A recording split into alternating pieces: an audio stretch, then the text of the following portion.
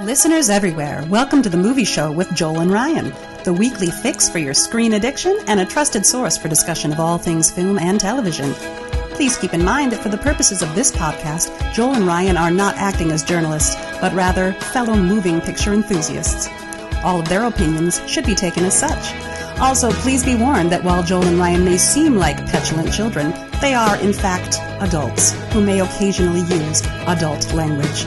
While they promise to bleep out all the worst words, it's a good bet you will still understand what they were saying. And now, with no further ado, here's Joel and Ryan.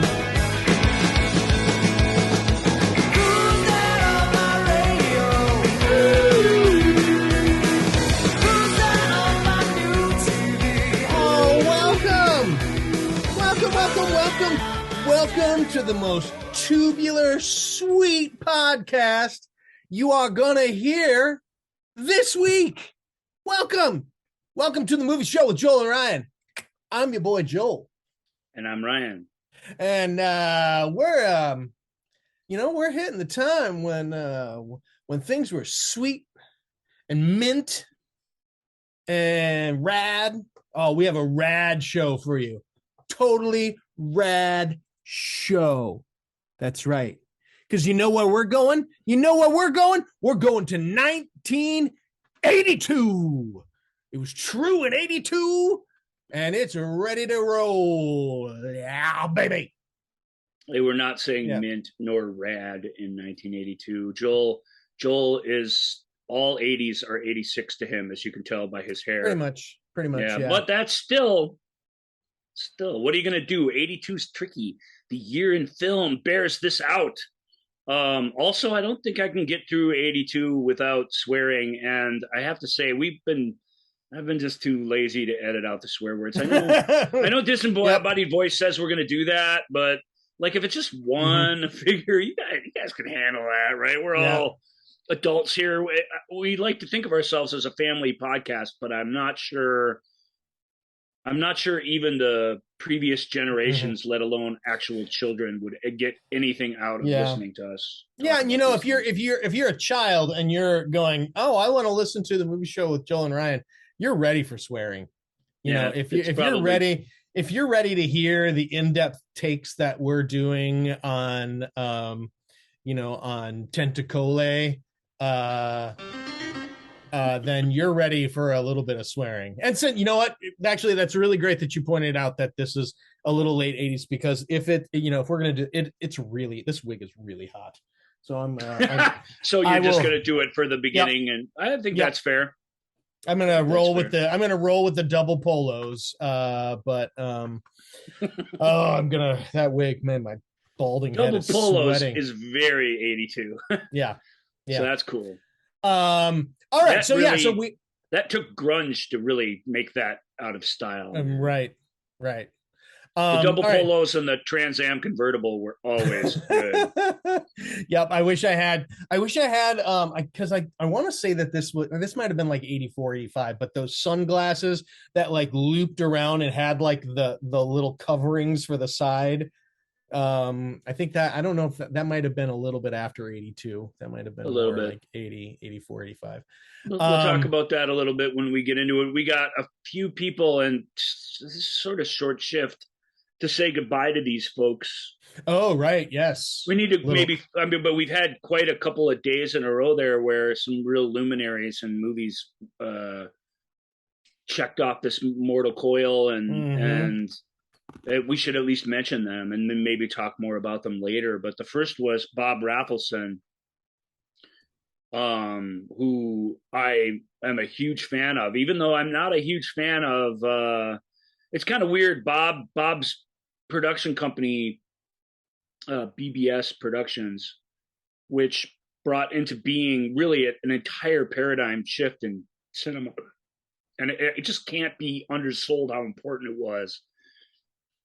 They produced not just Bob's, like I said, his three big movies of the early 70s, the Monkees film, which if you're a Monkees fan, surely you've seen this. It's one of the weirdest movies out there. It really doubles down on the non sequitur bizarreness, and it's very stylish and very fun to watch. Head, it's simply called. Yep. If you're a Monkees fan and you haven't seen Head, you got to see it. If you just enjoy that, it's just absurd pageantry, you should see it. You know what I mean? So that's a fun movie. That is not normally my style of film, but because I don't really love the Beatles films, and I don't get I wasn't alive then, and I don't really get nostalgic for that sort of thing. But I had a really, really good time at Head. I don't even really like the Monkees, so there you go.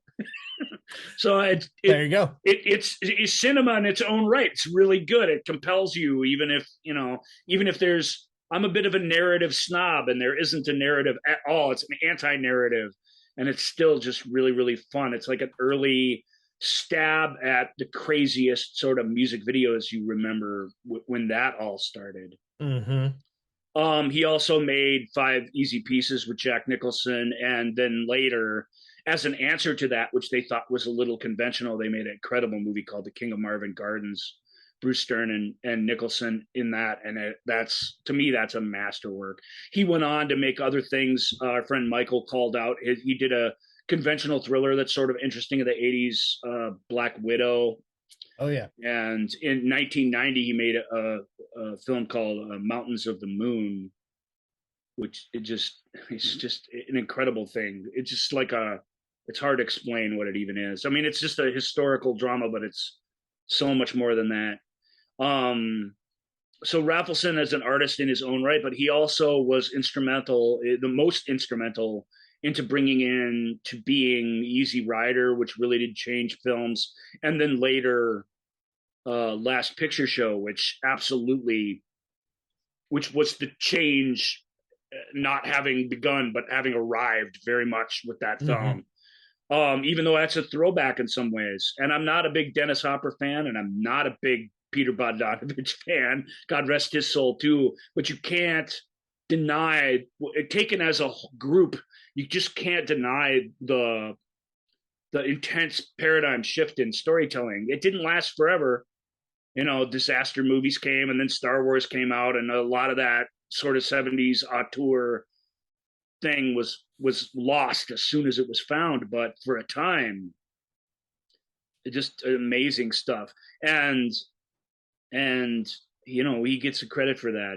Was a fantastic dude, and his films themselves are, in my opinion, in that group of movies, they're not necessarily the most famous ones when you put them up next to something generationally iconic like Last Picture Show and Easy Rider, but he was making the best movies during that era, in my opinion, and continued to insist on making interesting stuff even in 1990, even when it was super out of vogue. The people who produced, and the studio who made Total Recall in the summer of 1990 were the people he convinced to pay for Mountains on the Moon, which to me just blows my mind. I can't believe those same people made those 2 movies. It's just, right. It's not the same crew or anything, but that's amazing to me, and that's his force of will to get his stories told. It's awesome. Then just a couple days later, David Warner. Well, there's a David Warner movie on our list today, so we'll talk about him again.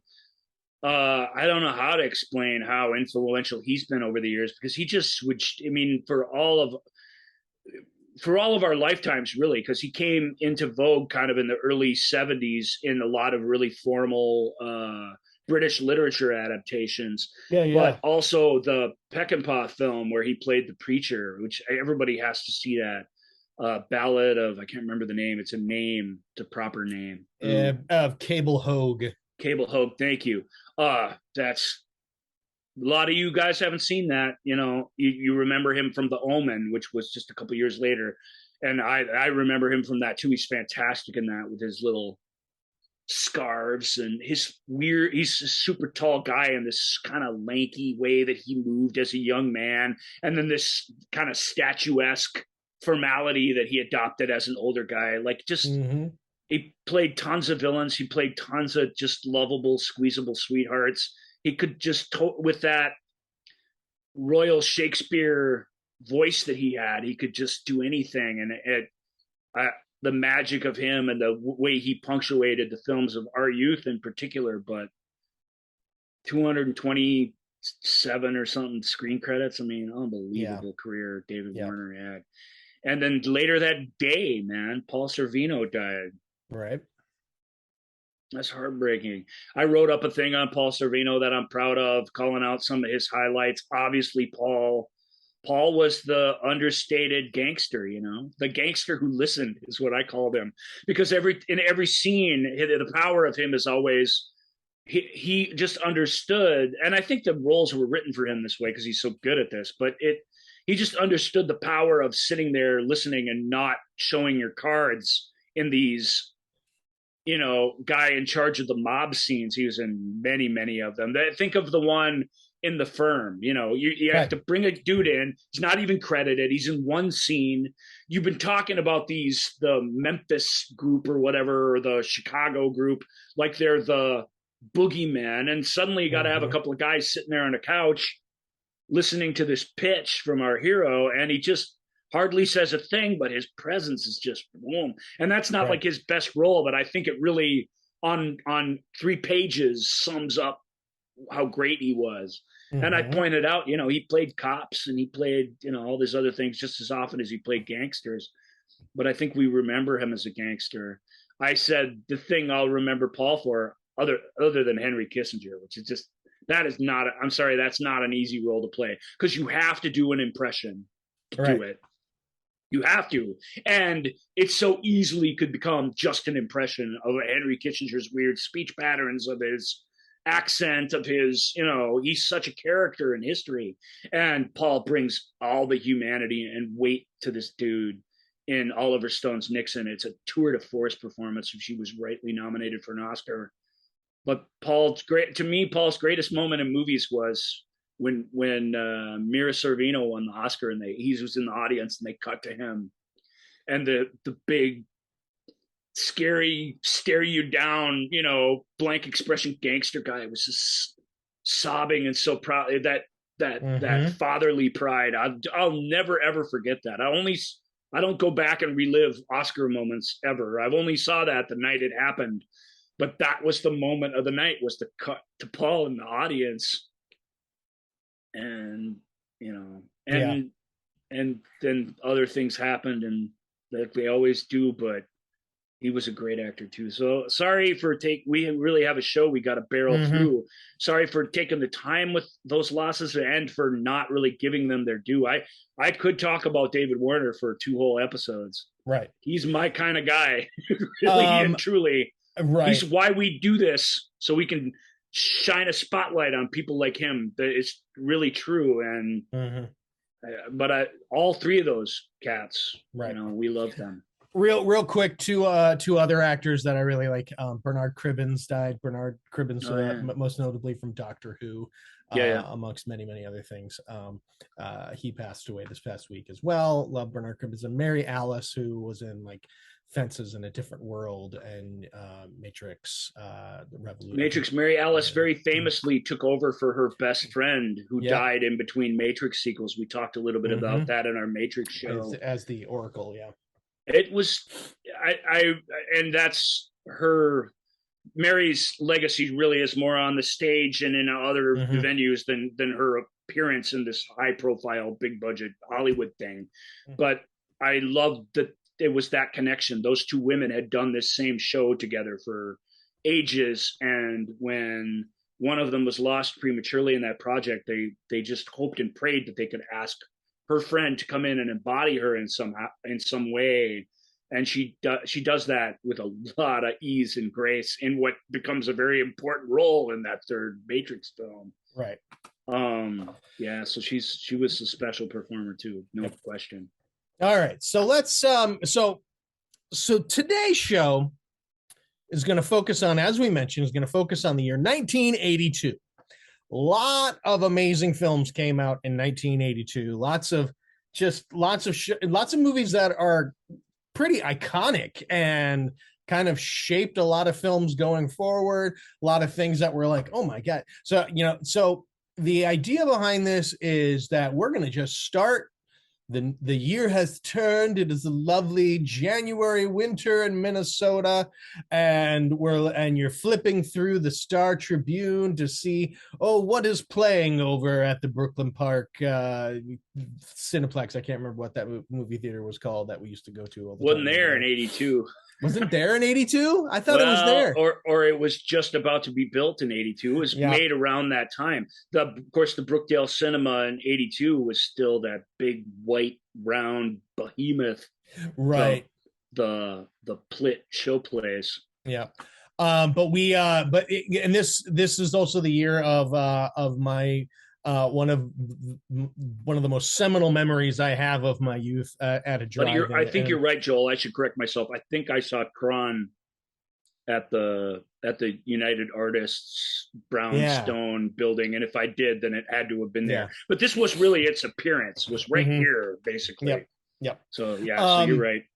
And then when we get to it in the year, I'll relive I'll share once again my great my favorite drive-in movie experience that I ever had. Nice. But so here we go. We are going to do a little throwback.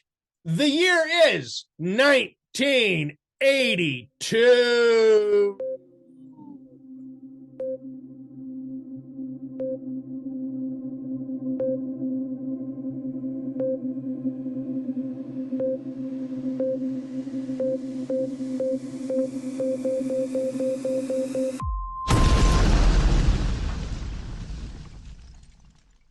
We are here.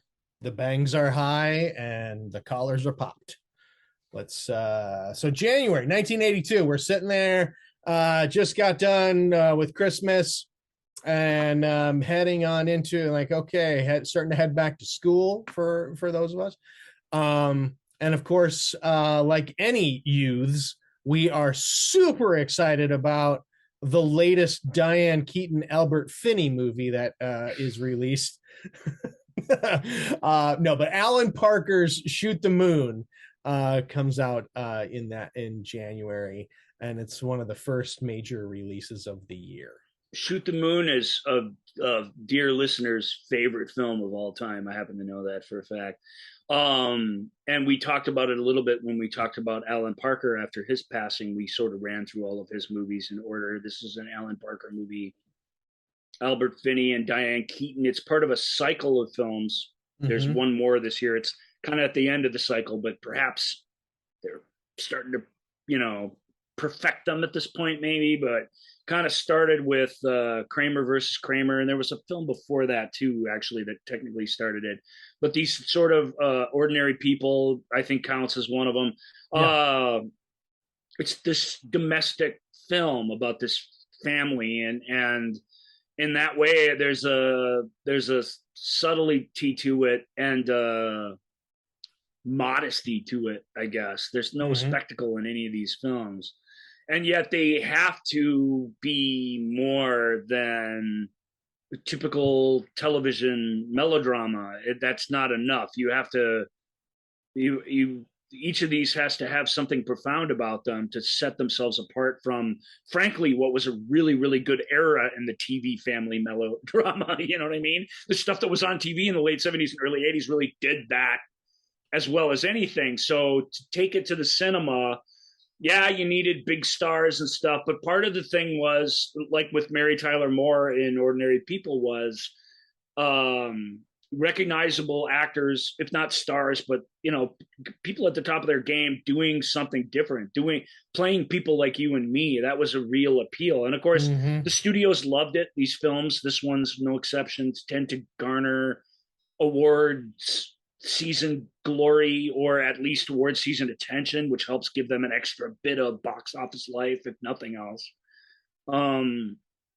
Shoot the Moon's a wonderful movie. Of those films, I really like Ordinary People. I don't really love Kramer versus Kramer, but Shoot the Moon's one of the most lyrical ones, because it is about this American family, and yet it's made by this crew and this British film director, and he has sort of a different take. There's an extra element of cinematic magic added to the simple story and sad story of a family falling apart, and it doesn't happen like in the film and like in life most of the time. It doesn't happen with some incident that's easy to dissect as we move through the story.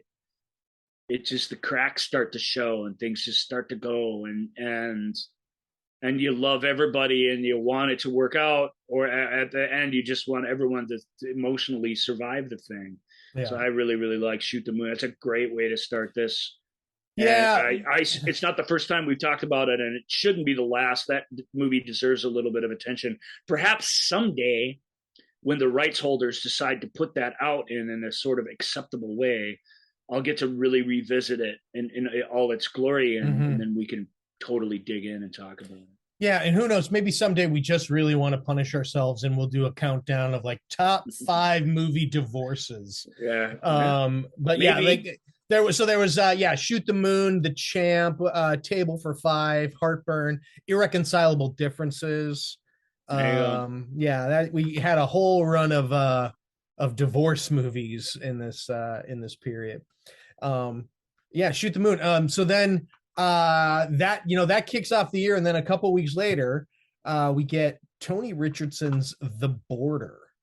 With Jack Nicholson, Harvey Keitel. Do you have a plot synopsis for The Border? I think that'll help me not be so long-winded just trying to explain what happens. Yeah, I mean, the one-liner is: a corrupt border agent decides to clean up his act when an impoverished woman's baby is put up for sale on the black market. So hilarity ensues. It's a very serious late 70s style movie. It's one of Jack Nicholson's. I don't know if it's one of his favorite movies. It's one where when he's asked that, what's your favorite movie question, he will bring it up repeatedly because it was lost along the way. It really was a film that nobody thinks about, most haven't heard of, and he would always use that lame question that he gets asked in all his weird interviews to bring The Border back into the public view, at least momentarily. And it really is what it says. It's this guy who does want to go straight, and then he's sort of given a weird reason, like a corrupt border agent who suddenly finds himself outside the rules for purely altruistic reasons. And that's the tug and pull of the thing. But there's so much slice of life scenes, with who he's dating and what he's doing. And it's just very much, you just spend the movie with this guy as a fly on the wall for these certain weeks of his life. And it's not, you'll see as we move through this list, it's not enjoyable. It's hard to explain. That's not to say that it's not good, but this isn't it like, really doesn't care if you're having a good time at the movies when you're watching the thing. Right. And that gives it a kind of power. It gives it an authority in storytelling, because we're not used to that. We're used to being pandered to and manipulated. And that's honestly, when we sit down and buy our popcorn, that's what we expect. Even with something like Shoot the Moon, the trailer tells you what it is, and you're going to go one way or another. You're going to go through that experience. This movie, it doesn't really tell you what it is, and you don't really know. And by the time it's over, you're not really sure how you're supposed to feel about it all. And that in this era, that's just a few years before that wouldn't be so weird, but in this era, that's a weird way to go about your story. And I recommend The Border. It's worth checking out. It's a quiet, it's not contemplative, because it's Nicholson. He's a loud mouth. He's all the things that he is in movies of this era, but it really is a bring that big Hollywood personality down into a very real, dirty, not a lot of money, not very glamorous part of the world, and spend time with them. The Border's a good one. That's a very good movie. Sorry if it's hard to explain it because it. You got a guy who just is. He's not a great guy trying to just do the best he can, but then when these guys are going to sell a baby on the black market, and that is the bridge too far. Right. And he needs to. What I love is that you just say this guy's going to try to help these people because he's going to sell a baby, and then you hear that they actually had to reshoot the ending because the ending was even too big of a downer for audiences. They had to redo it so that it was a little more open-ended, which normally I'm like, wow, you have corrupted the filmmaker's vision, and I tend to go for the original endings, but I think they're right. You gotta, there are times where you gotta be able to go out in the world and believe that life goes on and there's a chance for something, the next thing, whatever it is.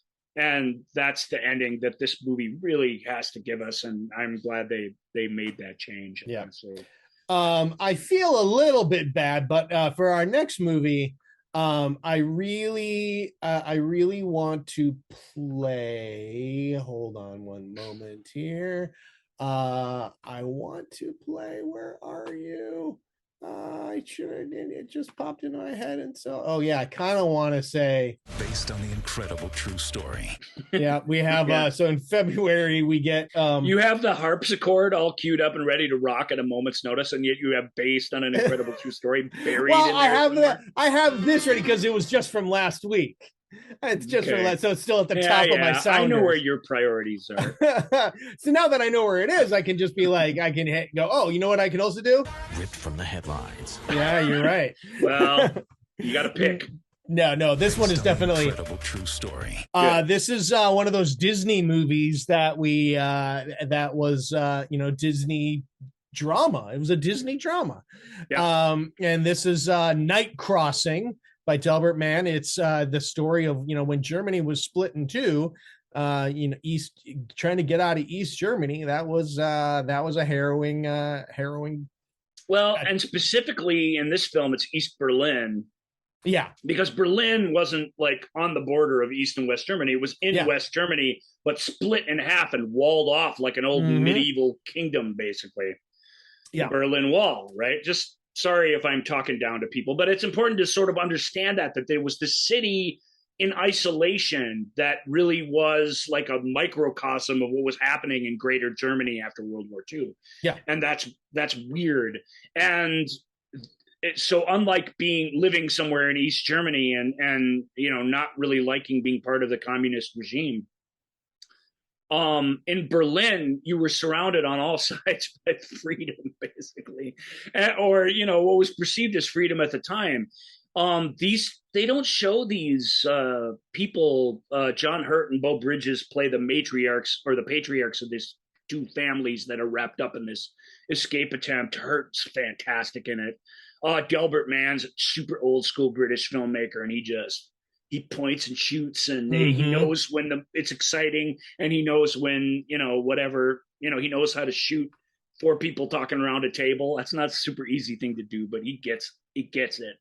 It's fun. He gets the majesty of that glowing balloon rising up over the European city. It's awesome. We talked about it a little bit back with Brian when we did our Disney movies of this era. This is right in the heart of that weird Disney trying to be something different. And this was a shot at a prestige style bit of real life storytelling. But it's great. It's a true story. It's been remade recently by Germans as The Balloon. That's just 4 years ago or so. I highly recommend that movie as well. Both of them are really, really outstanding familial Cold War thrillers that are really, really great. And I won't spoil the details. There's a lot you could talk about with Night Crossing. I was really excited about it back then, and I didn't want to spoil the details. And we're talking about it again because it's from 1982. But the big thing that goes wrong in their plan is a thing that is almost an insurmountable thing for them to overcome. I'll just say that. And that they persevere and find a way to do it. And that the movie, so both movies really demonstrate that they had to, once they tried to get out, and what they tried could be easily traced to them. Maybe not easily in that it would happen in an afternoon. It might take the authorities a couple weeks, but at some point, it was all the evidence was going to lead back to them. They knew that. Mm-hmm. So they had to keep going. They couldn't just say, "Whoop, there goes that idea," Right. go on with their lives. They had to get out at that point. It was no longer a choice. But both films are interesting in that they don't have that scene of oppression, or you know what I mean. You can definitely feel the weight of the government around them, but they're not suffering people.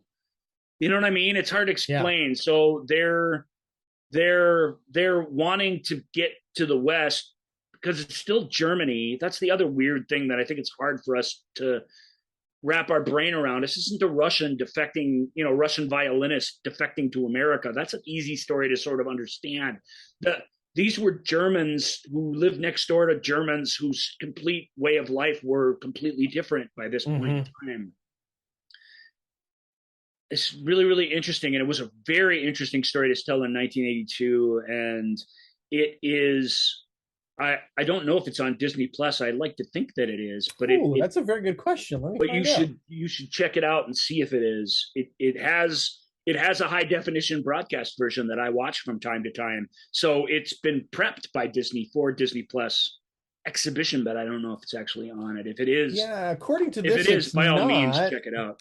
According to IMDb, it is not. But let me. It would back in the day. It was one of those. Remember when Amazon had every movie, and you were just like, "Oh my God, it's still available." It's still available. Yeah, you can rent it on Amazon. But that's worth doing too. If it's $3 or $4, it's a great, serious but still great family adventure from 1982. It is not available. Boy, Disney, get on that. It's a good movie. I mean, it's one of my favorites because it just, when I was 10, even though I wasn't really following the intricacies of it, I was taken by just the audaciousness of their plan. I remember Night Crossing too. Okay, so we're sitting here. So it's February. So we got it. Now we got to get ready for Valentine's Day and movies of love and stuff. So we're gonna get based on the John Steinbeck novel is Cannery Row. Hey, we talked about Cannery Row before, right? On the HBO show. Mm-hmm. Nick Nolte, a lot of that. Winger. Sorry, 82. I said last week, we like to travel back to 1982. At least I do a lot. This is when my idea of what movies were and should be was really formulated. And Cannery Row, even though it's a total throwback, it's a Depression era movie that's made in this sort of almost 50s madcap kind of style. As we said when we talked about it before on the HBO show, it's staged. The entire thing, the entire Depression era is built, and the film almost feels like it's a Depression era amusement park ride rather than an actual story that you're being told in an authentic way. But that's the joy of the thing.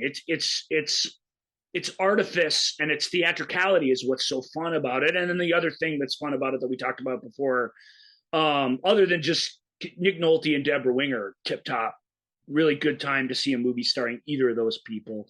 We'll definitely talk about Deborah again here in a bit, but she was, I hate to say this is a demeaning thing, but I think it's so funny.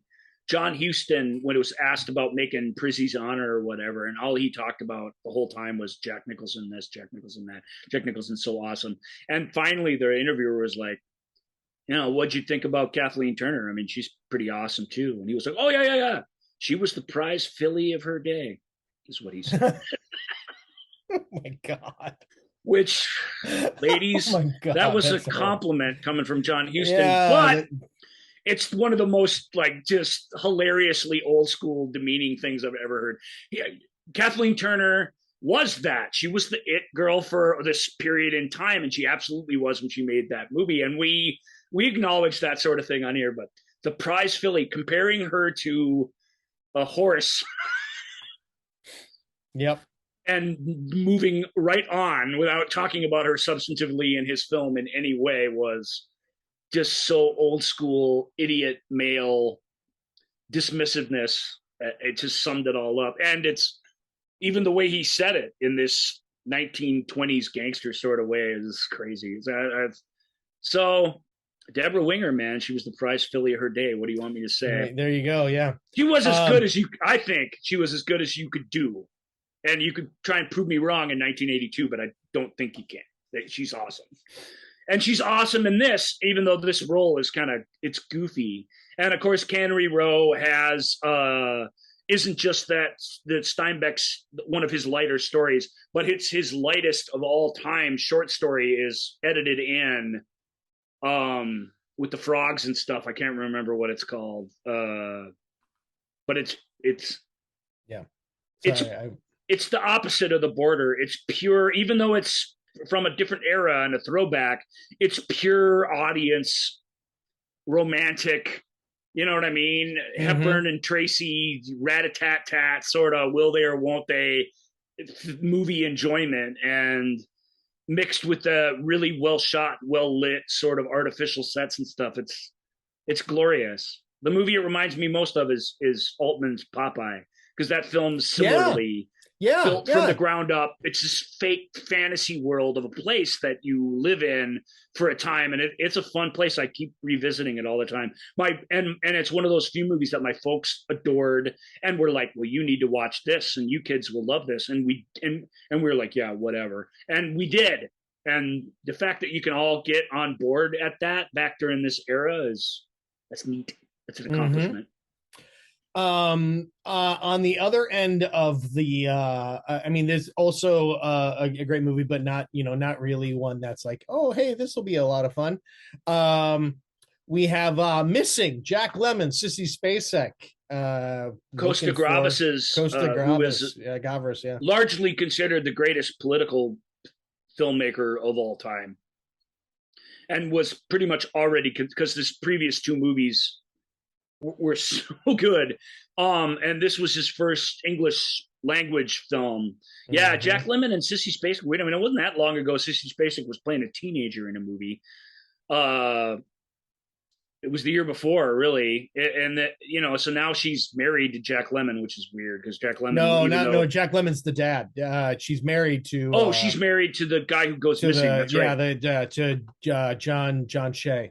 Makes more sense. John Shea's really good in this too. Mm-hmm. Well, anyway, that's right. They're both really, really good. They're both a couple of Americans who are related to this guy who goes missing. Mm-hmm. That's the title. In a South American. Yeah, in a South American, the incredible true story. Yeah, in a South American country, and the whole film is this sort of wake up call. And it's not played in a preachy way, so I don't want to mean like it's take this, you Americans. But these people are used to a certain amount of thing. They're used to calling the authorities. They're used to getting attention. They're used to getting assistance. They get nothing out of this situation, and it's a real nightmare for them that they're in a foreign land with no power, with nobody who really wants to help them or respects them in the slightest, and they kind of have to go it alone. Mm-hmm. And in a worse movie, that would have a triumphant reunion at the end of it, but that's maybe not necessarily what happens here. Got a very weird, stylistic, but really lovely Vangelis musical score. It's just incredible, like shot out the window of the hotel at a third world, in Chile, basically fascist regime. Yeah, and as a travelogue, it has real value, and all the leads are as good as you could expect. They're the exact right people to be in it. So, Missing's a great movie. Also, it was a Criterion DVD, I believe, but it has not been well preserved on video because kind of like Shoot the Moon. I mean, it's not one of those things you want to go back and watch 100 times. Even people who love it, it's not one you're going to revisit over and over again because it's a kind of torture to get through it. But that's a super powerful film.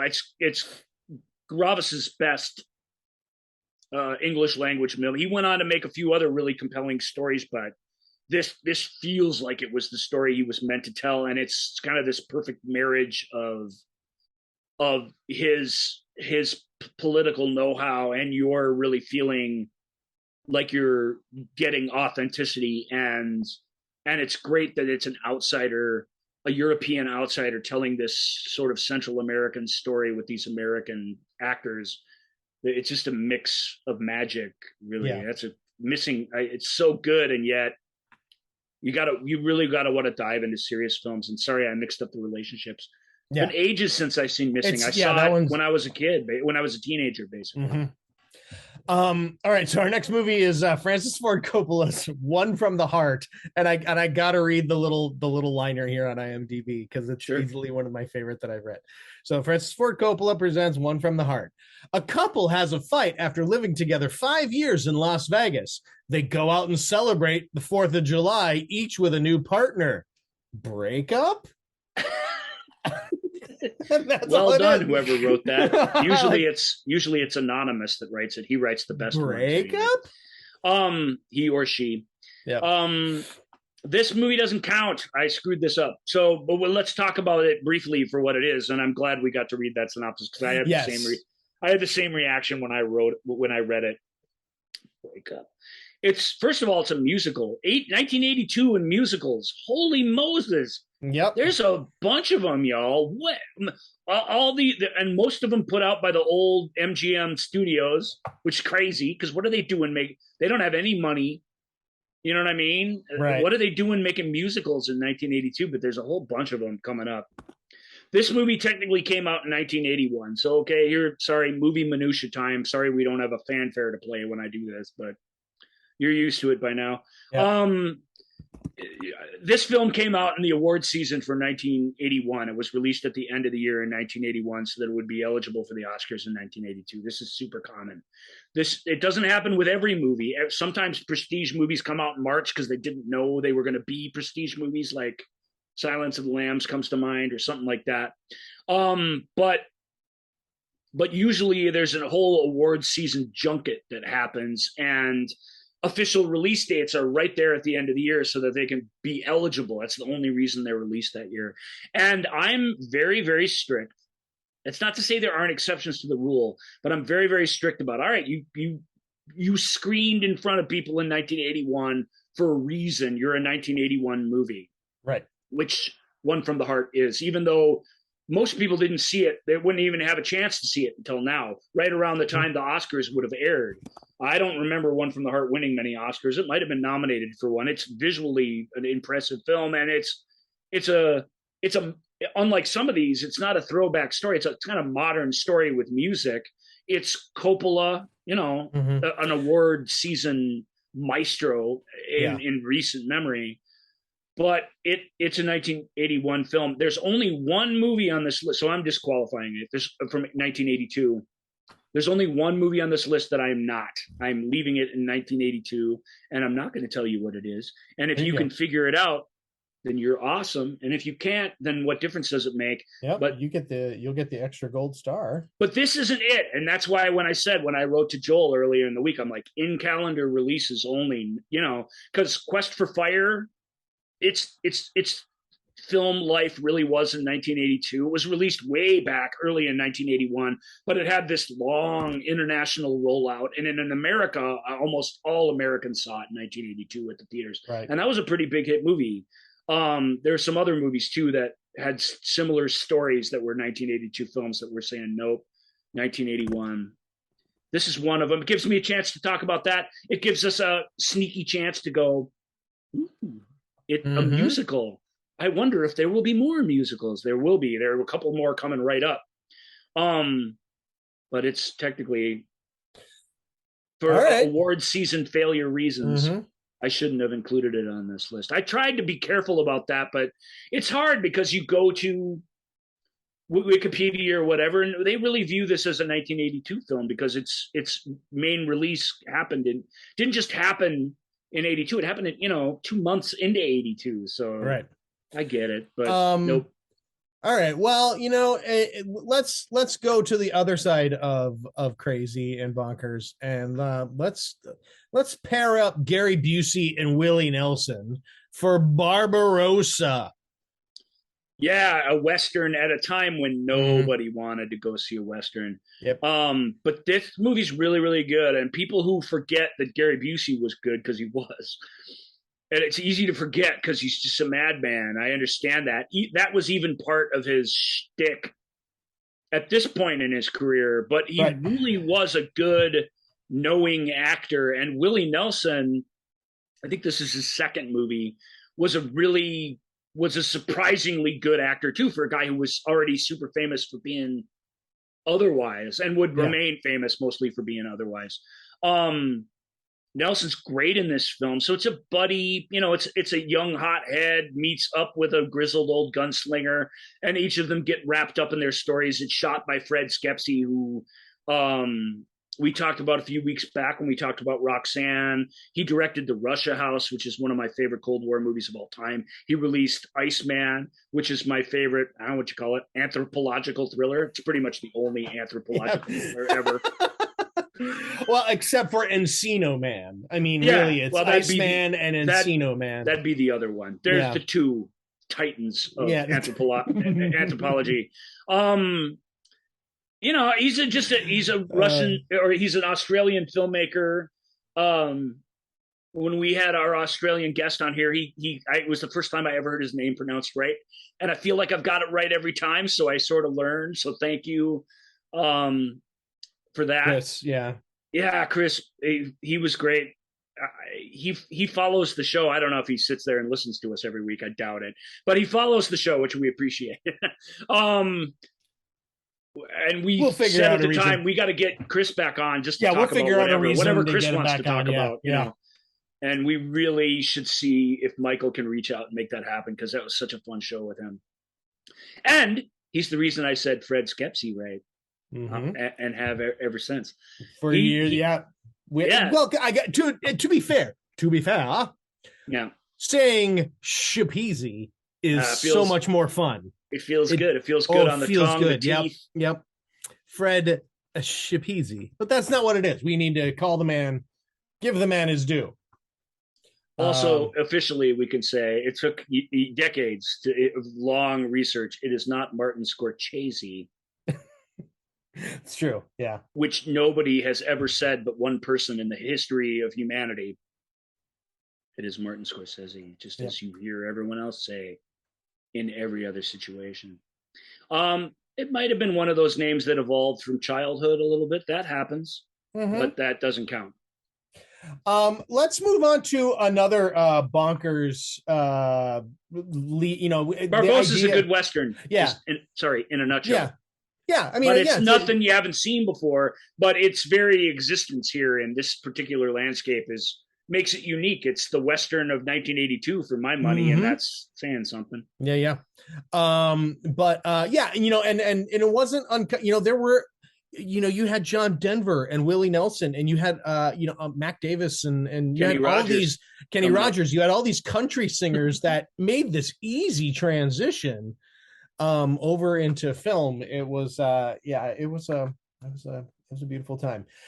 Speaking of beautiful times, Willie Nelson is legit good in everything he shows up in as an actor. And eventually he didn't do it forever, but he was really, really good in his debut in Electric Horseman. He picked his projects very, very carefully. And when he became the star of a couple of movies a few years from now, he was rock solid in them. And then he was like, okay, been there, done that. Yep. Moving on. And that's just worth noting. And Gary Busey wasn't always weirder than good. He had the balance just kind of perfect for 10, 12 years, honestly. And he's great in Barbosa. Maybe it's his best role as a young man, for sure. Beats Silver Bullet anyway. Did you in your life, had you ever wanted to see Sasquatch fight someone with a sword? Yeah. Well, most people had. Oh, yeah. And thank goodness for Swamp Thing, so that we could get that. So we have, violent incident with a special chemical. A research scientist is turned into a swamp plant monster. So he lives in a swamp. And, when you live in a swamp, sometimes you get some undesirables coming and hanging out in your swamp area, and you got to take care of them. And You got to kick environmental ass is what you got to do. It's what you got to do. Swamp Thing, 1982, Wes Craven. Yeah, it's weird. All the things we remember Wes Craven for. It's a little weird to me. Maybe neither Joel and I are real horror nuts, especially from this era. We saved them all for one little giant list. But there was, in 1982, there was a tits and ass movie and a slasher movie that came out every month at least, and sometimes more. Those aren't on the list in general. We'll cover some of the horror highlights when we get to Halloween, but they were spread out throughout the year. There was a slasher movie constantly during this era. Constantly in 1982 was really the zenith of that particular pile of crap movie storytelling style. So we're ignoring some of that. We are ignoring some of the straight to video classics of the era. Swamp Thing's something else entirely. Swamp Thing's a comic book adaptation, and it's a really amazing one. And I think it'd be remembered as, I think people who remember it at all remember it fondly, but I think it would be remembered as being a real accomplishment more if sort of the ultimate horror comic book movie didn't come out later this same year. And I think that's like, there's in a lot of our movie history, there's kind of only room for one of those, and you kind of forget about the other one. And the right one won in this circumstance, but Swamp Thing is gonzo. It's super weird. It's really weird. It's absolutely a horror film, so don't mistake it for a fun, comic book film. But it's also a weird comic book sort of alter ego, not alter ego, but what do you call the protagonists who are alt hero or whatever? Anti-hero. Yeah, exactly. It's cool, and it's done with a lot of style. And if it had been a bigger hit, because Wes Craven, not that he didn't have his flirtation here or there, but he never ever made it out of horror movies. And partly he loved horror movies, so that's fine. But you really do feel like he'd rather had some variety in his career. And this had this made more of a cultural impact, would have been a step into something different, because it is something different. But it didn't. But it's still worth your time if you're a fan of anybody involved in the thing, or just want to see what a 1982 comic book sort of gross out comic book movie is. Right.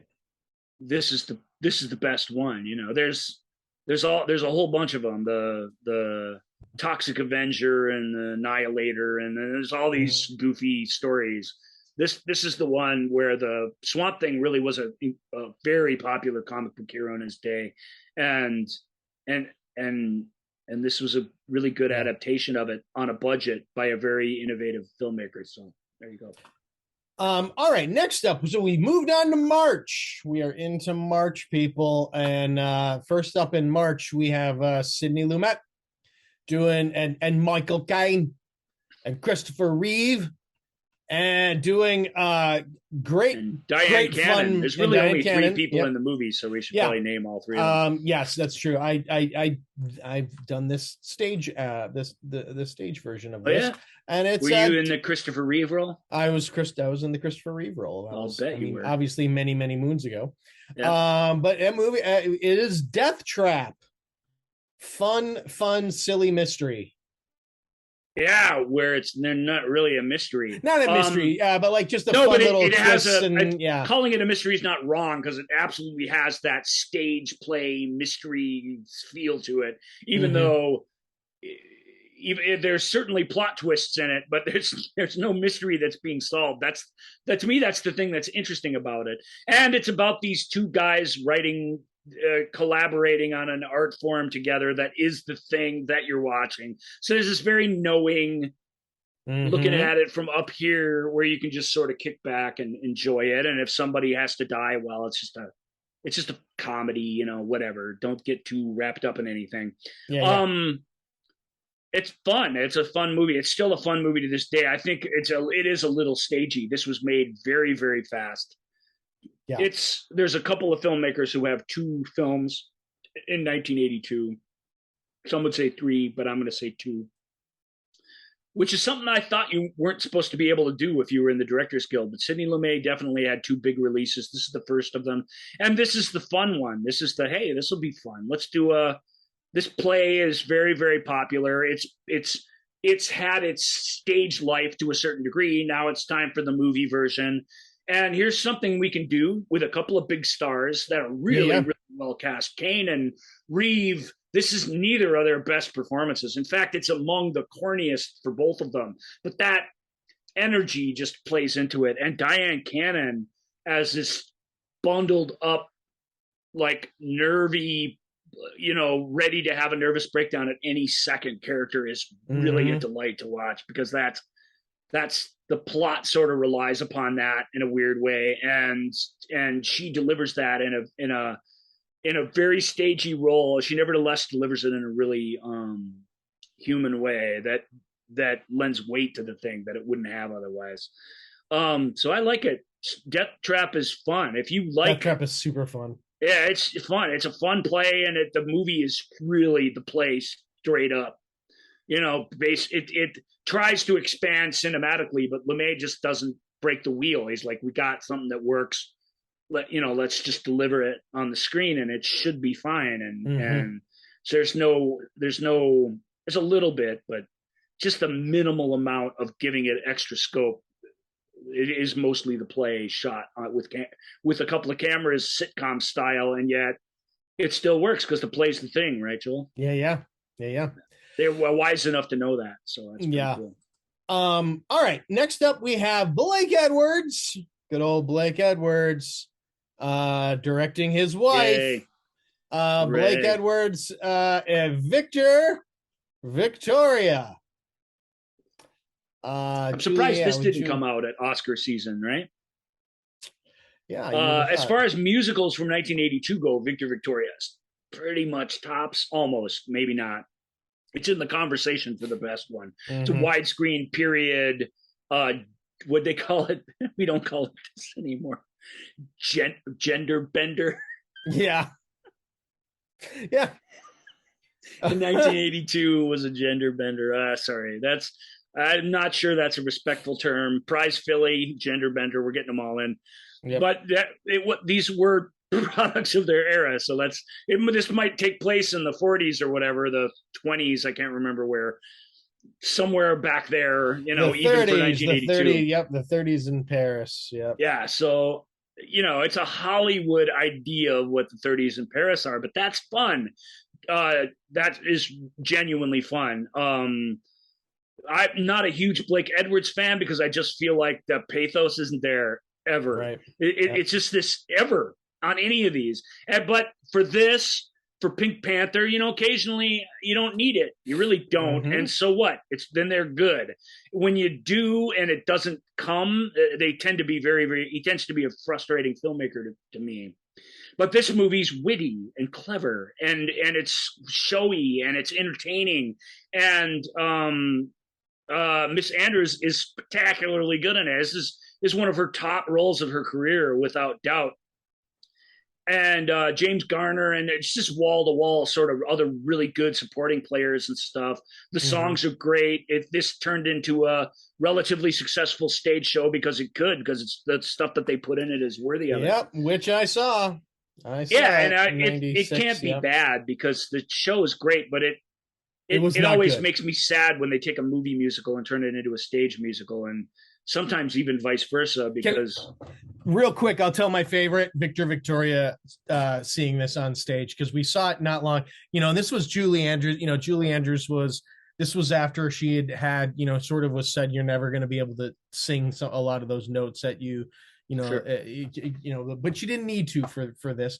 But what would happen in Victoria is literally like, and she was, and I mean, I think this was a directorial choice, but she would never look the other actors. She would look at them when they're talking.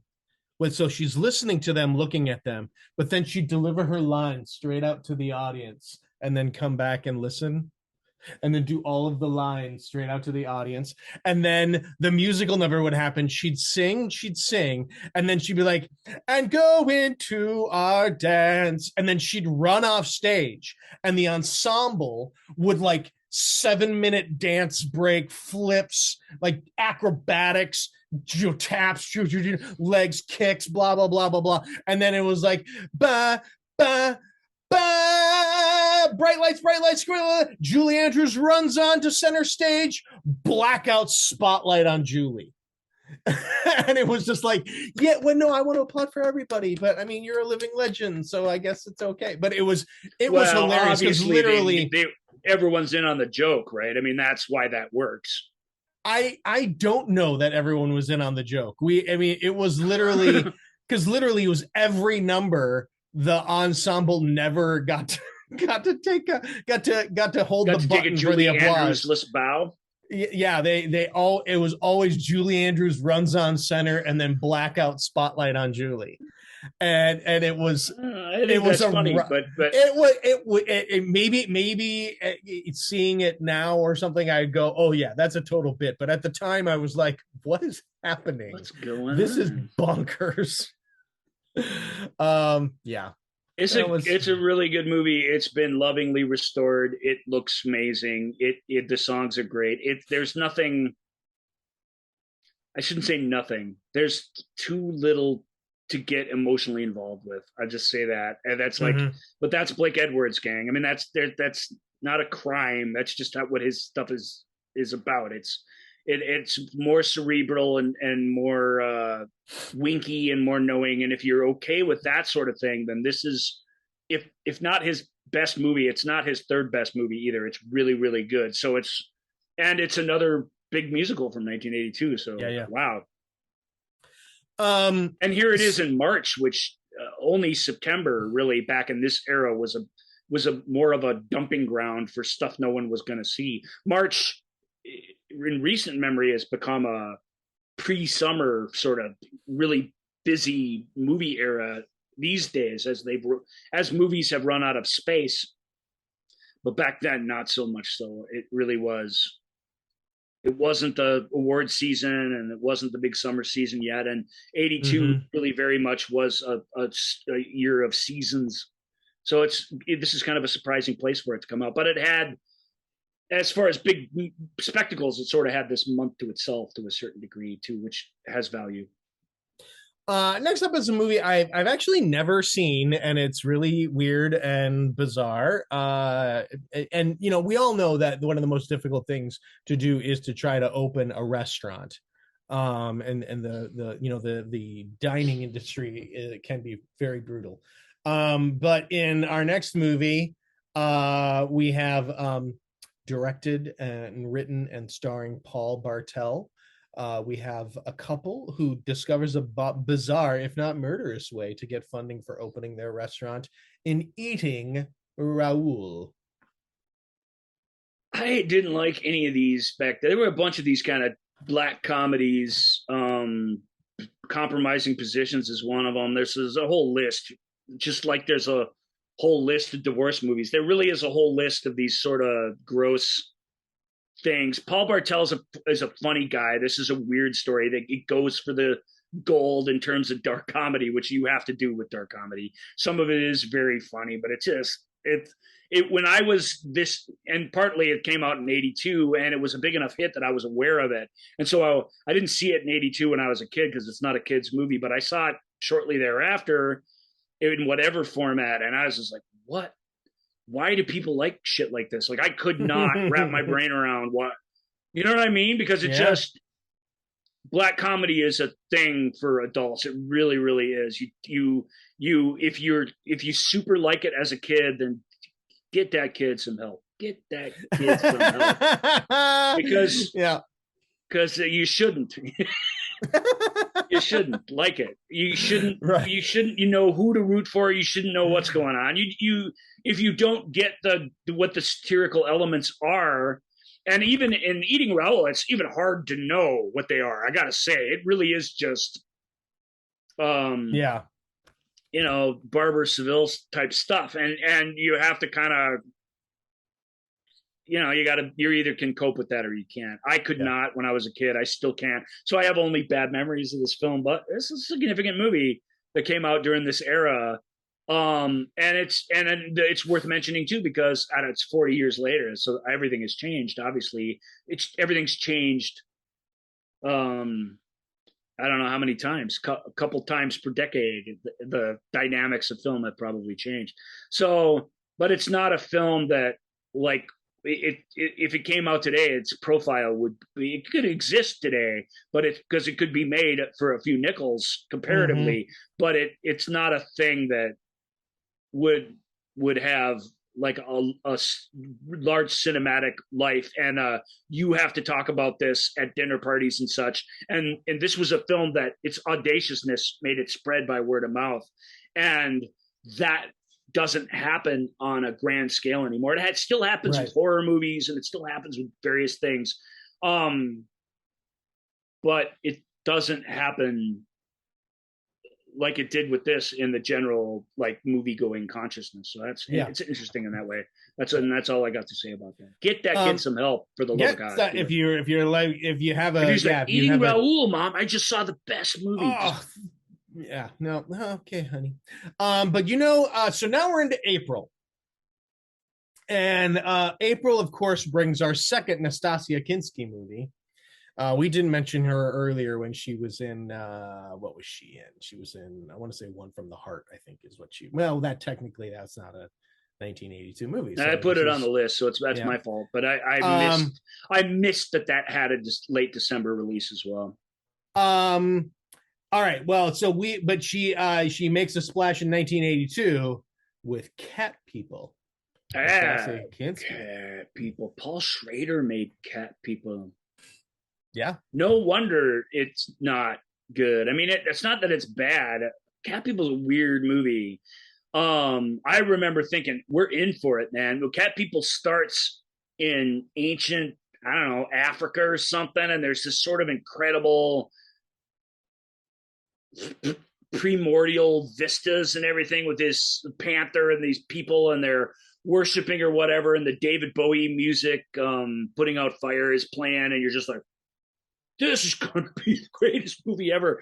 But then it just sort of switches to the present, and these rather vacuous people arguing about things, and it's sort of a horror movie, but I don't think it really appeals to conventional horror fans.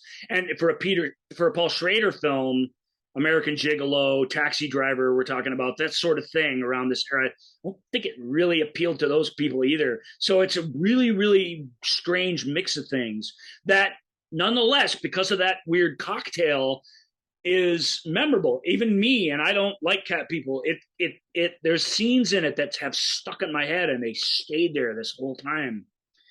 And it helps that it had that song, which is a brilliant song associated with it. Those sorts of things help elevate something and help it live throughout the years. But I don't know, the poster is wicked cool, 1980. It's kind of a 1984 poster. In 82, it's ahead of its time in the way it's got Natasha's sort of eye with this sort of weird, not quite neon, but whatever paint scheme and stuff with the. But what is happening in Cat People? Read the synopsis, and for a change, we'll end with the synopsis rather than start with it. Sure. Well, a young woman's sexual awakening brings horror when she discovers her urges transform her into a monstrous black leopard. There you go. There you have it, folks. That sounds like your bag. Check it out. To me, there's a lot in that one sentence that just defines the early 80s to me. Well, it's a remake of a much, much older, much, much better movie. Right. So that's worth mentioning. But it does have, I mean, it's got Natasha, who's game to do just about anything. Very much from the European tradition of filmmaking and stuff. And it's got Schrader, who is very, very interested in making the implicit from the earlier tale explicit in this, and they accomplished that. So it's a remake that's like, let's do this different. Let's do this for 1982. But I don't know. I can't bring myself to truly admire it either. So we've talked about other movies where we've talked about I think it was in our Modern War or the Aftermath of War episode that we did, these movies about coming back from war, coming, in this case, 1982, we have a story of a man coming back from Vietnam, and where, and in this case, this was a Vietnam vet returning home from a prisoner of war camp, initially greeted as a hero, but is forgotten and soon discovers how tough survival is in his own country. But let's make it funny, and let's have it star Richard Pryor. So Richard Pryor in Some Kind of Hero. This Some Kind of Hero was super making the rounds on Showtime when we first got cable at home, and so I watched it. I taped it on a VHS tape and watched it over and over and over again. And I don't know, I haven't seen it since. So I haven't seen it since I was not 10, but since I was 14 or so. Right. And I remember loving it. Like, I remember really, really liking it. I don't remember it being particularly funny, even though Richard Pryor is in it. Like, I really remember that it's a prison camp movie at the beginning, and it's definitely has Pryor's improvisational stuff. It's got him struggling through the veteran bureaucracy issues. Mm-hmm. It's a very forward-thinking film for its time for that reason. And his wisecracks and stuff are pretty much on point. But he did a couple of movies in 1982, and what they call, and I think this is pretty cynical, but what they call the beginning of the Richard Pryor sellout area is about to start. This film is sort of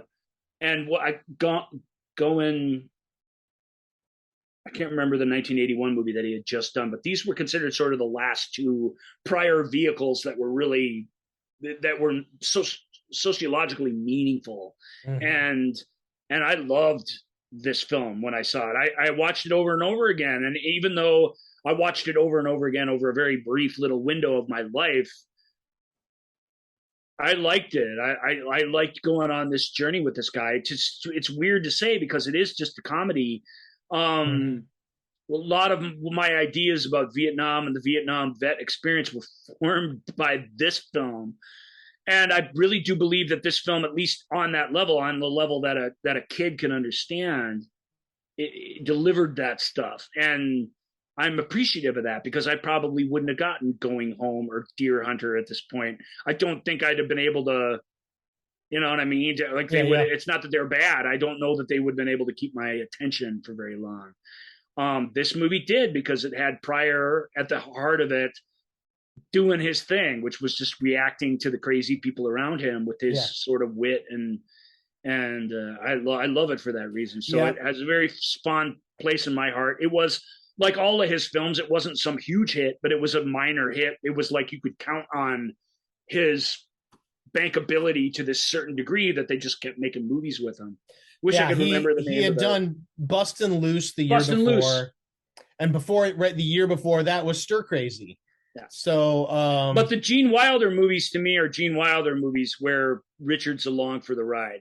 Yeah, the Bustin' Loose. But I mean, like, I'm just saying, he was on a run. You know, he was out there. He was doing a lot of films at this point. But Bustin' Loose and this film are very socially conscious stories.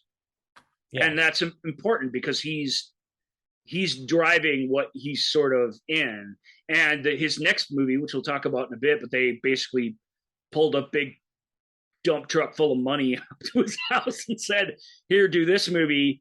And it's not a bad movie, but we're not going to get to it this show. It's becoming obvious that we're not even in the summer yet. We're more than halfway through the show. Yep. But we will talk about it as part of this sequence of events.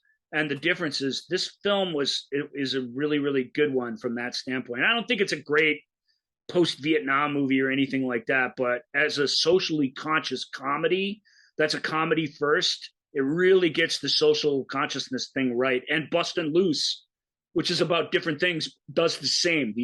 They're two peas in a pod to me. And they're two of my favorite.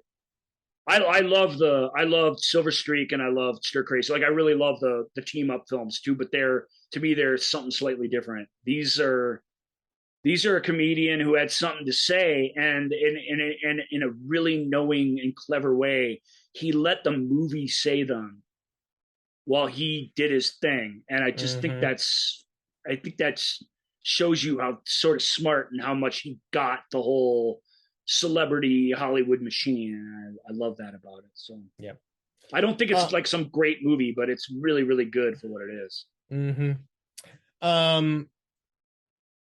I think it goes without saying. Also, we were talking about, it goes without saying that this is going to be a two-part podcast today. But I think it also goes without saying that one of the finest actors of the 80s, of course, was Mark Singer. And 82 was the year of Mark Singer, that's for sure, if there ever was one. Yeah, and Mark Singer, if you wanted to see if you questioned the acting chops of Mark Singer, this is Mark Singer playing blind. And of course, If You Could See What I Hear.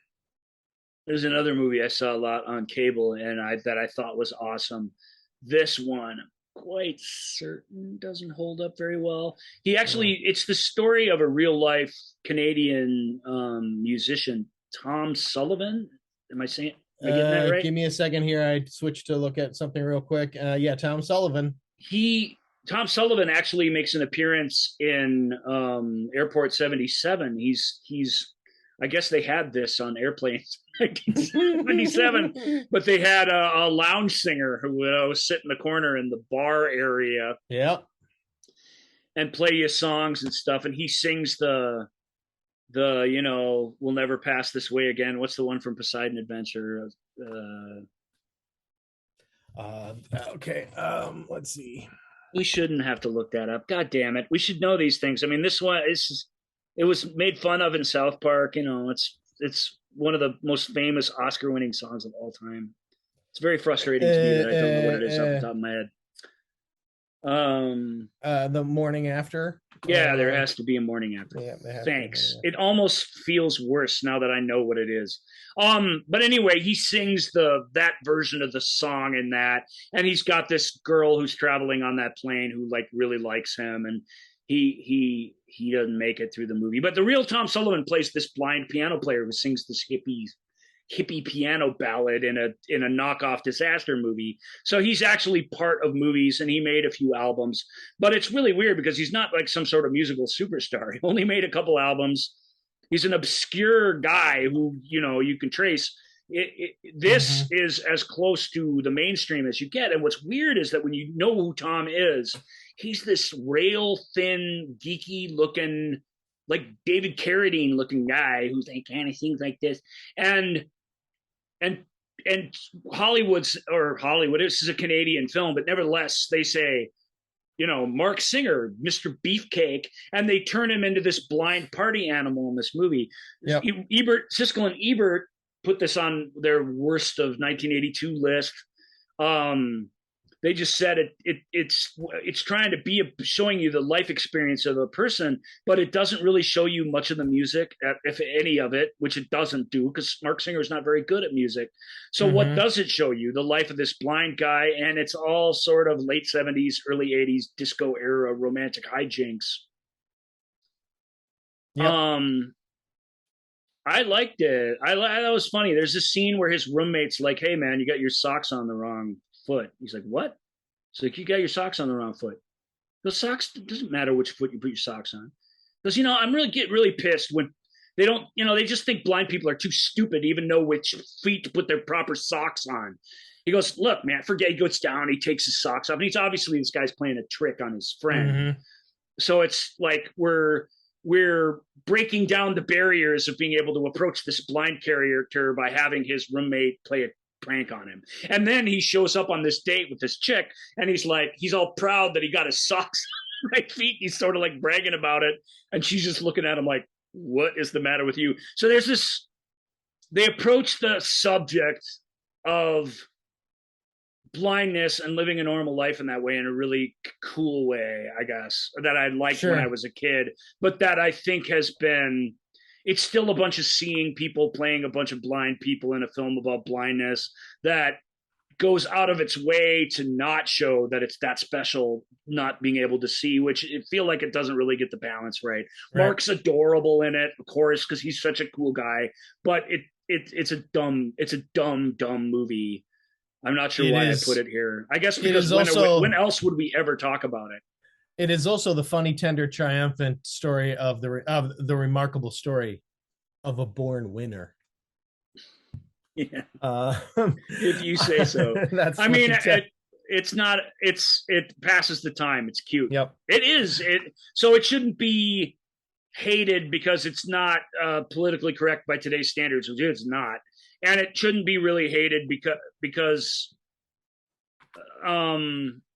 just because it's not very good, which it isn't, because it is sort of crowd pleasing and fun and pleasant enough. At least it was when I was 12 and watching it on TV. I was entertained by it. I laughed a lot. I got wrapped up in the romantic plot of it. You know, I was sad when the funny roommate character goes away though, because he was my favorite, of course, as a kid. Sure. All right. So was that, I can't remember if it was in the podcast or before the podcast. We were talking about Dungeons and Dragons, a new version of Dungeons and Dragons coming out. But apologize if that was before we started recording. It was. Okay, sorry, listener. But we have in 1982, we had The Sword and the Sorcerer.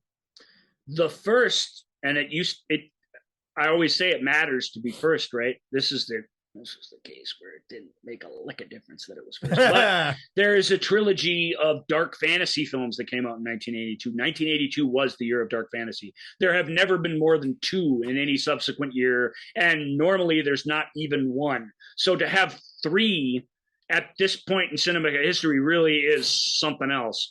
And the first one is Albert Puyen's Sword and the Sorcerer. It is by far the worst one. But because it's a weird dark fantasy and because it came out during this Generation X, summer of our childhood era, it is still beloved by many. And it's seen a restoration recently, which is something that all of these dark fantasies can say that something really good like Shoot the Moon can't say, because True. There's just not enough. True. There's just not enough medieval style magical stabbings in Shoot the Moon, and there's plenty of them in Sword and the Sorcerer. Sword and the Sorcerer is kind of fun, but it's really dirt cheap and really crappily made. Albert Puyen is a guy who only makes crappy schlock, but he has had a career of making crappy schlock because he makes crappy schlock about as good as anybody. This is his best movie probably, and his next best movie is Jean-Claude Van Damme's Cyborg, to give you an idea of what kind of film you're getting into. There we are. Yeah, so it's, but back in the days, this is sort of the home video era, but back in the days before straight to home video era, this sort of thing, to get this made, to get it out into theaters anywhere, I mean, it was not an easy thing to do. You had to have a lot of know-how. It's not bad. It's fun, but it's the first and worst of the dark fantasies. We shouldn't spend too much time on it. Yeah, let's move on to May, because we're going to start getting into the some of the summer movies. Yeah. And we're going to kick off May of 1982. Right out of the gate, we get one of the movies that launched a gajillion careers, and that's Barry Levinson's Diner. Yeah, Diner. I just revisited Diner. I bought Diner on Blu-ray for the first time, so I don't know why I didn't have it. That seemed like a movie I'd have bought right when it came out. But hey, yeah. I waited until it was only $6. So woo, score. Diner's a weird movie. It's beloved. Joel really, really likes Diner. I've never been able to really, really like it. Yeah, you bring it up, don't you? Don't you like Diner? I mean, I like Diner. Yeah, I like Diner fine. I've never. You don't really like it. No. I mean, it's not like, oh my God, I love Diner. No, it's. I mean, the neat thing about it is a bunch of young people whose careers were launched by it, and they are all cast in these roles that they either were cast exactly right to type, or they just made it their type. Either way, it works. And so, and you get this sort of retrospective like a bunch of movie stars from different eras looking back on this thing, talking about it is a delight, because you hear them talking about each other when they were young people. My favorite, although there's a bunch, we'll rattle through them. Why not? We're not going to make it much past the end of May. And we may do a Barry Levinson show, but Levinson's so... Levinson started his career as a writer, and it's the writing, not the filmmaking, in Diner that's so awesome. And of course, it's the improv, really. It's the way it feels real, because it's a lot of it is just made up. These guys were given the freedom exclusively in the diner scenes, where they were almost exclusively just saying stuff. But even in the other scenes, they were given the freedom to, if you think of something, do it, and we'll figure it out. Yeah. And it has that loose feel to it. And yet, so for a coming of age ensemble film, it doesn't really tell a very clean, clear story. But it's really neat to me that Levinson, who was an Oscar nominated screenwriter up to this point, making his directorial debut, made a film that's so full of improv, because you think he'd fall back on the writing, and it's weird that as his career progressed, he wrote less and less, to the point that he almost didn't write ever. He just directed other people's writing. And he's not, no offense, but he's good. He's got his filmography is as good as anybody. So he's a good director, but he's not some great director where the directing's the thing you show up to the movie for. Right. You always show up for the story. He's a storyteller, kind of like Ron Howard is, or somebody like that. Yeah. So it's weird that there's so much improv in this, but it's what makes it sing. It's so great. Kevin Bacon said he couldn't improv at all, and he was so intimidated. And what he realized his out was that his character was such a dullard compared to some of these other guys, that he really just had to sit there and listen. And if he listened well, he would get enough reaction shots, and his presence would be felt in the movie without having to do all the improv work. Because he said trying to improv, even if you could think of something, trying to improv with Paul Reiser in the room was impossible. You were not fast enough for him. And Reiser's not even one of the main 5 characters. He's not even shown in the tableau at the end of the movie. Right. But he's so good at improvising that he took over the diner scenes and became a main character in a way that the movie just wasn't ready to fully accept by the time they finished editing it. But it was really true when you watch it. Yeah. Reiser's I believe I brought good in it. Yeah, I believe I brought. That's how Diner has been brought up before. I'm remembering gushing about Paul Reiser in this, because I've just been a Paul Reiser fan forever. And so, but yeah, I mean, let's quick list: Steve Guttenberg, Mickey Rourke, Kevin Bacon, Daniel Stern, Tim Daly, Ellen Barkin, Paul Reiser. The other name I would say, although it's not part of the group, but is Michael Tucker. Michael Tucker, yeah. Baltimore native who brings the Baltimore right when you need it. It's very clever. He was cast because Tucker's a guy who's got a long career in TV and film and doesn't speak with a Baltimore accent, but because he was born and raised there, he could hit it, and he does, and it's fun. But yeah, so those are the names, a really good group of names. Tim Daly's a little awash in it because he's kind of the generic leading guy of it. Yep. And the film, like I say, I think was ostensibly supposed to be about him, but these other bigger personalities sort of took over the thing all around him. But it takes a certain kind of leading man confidence, I have to say, that Daly has, because he's a good actor, to stay at home and do your thing and make sure that your thing's coming across in the movie, because the movie needs that. But it's funny, again, listening to Daniel Stern and Steve Guttenberg talk about Mickey Rourke was fascinating, because they thought he sucked. He's not doing anything. He's not making any choices. Nothing's happening. And then when they saw the movie, they realized it's us that suck. He understood that the camera is just a couple feet away from him, and every little thing he does is going to be there on screen. In a way, Gutenberg was joking around. He's like, I'm not sure I ever really learned that lesson. You know, right. Obviously Stern and Goots they're all kind of all-time muggy sort of actors. So they're being self-deprecating in the moment. Yeah. They're fantastic in the film.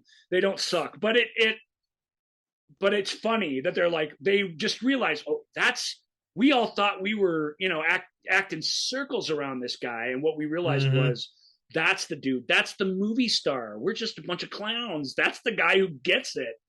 That's Bogart. You know what I mean? That's all that stuff that he just, and it's true. You watch Rourke in it and he just kind of mumbles through the whole thing, but his presence is so powerful. And before he's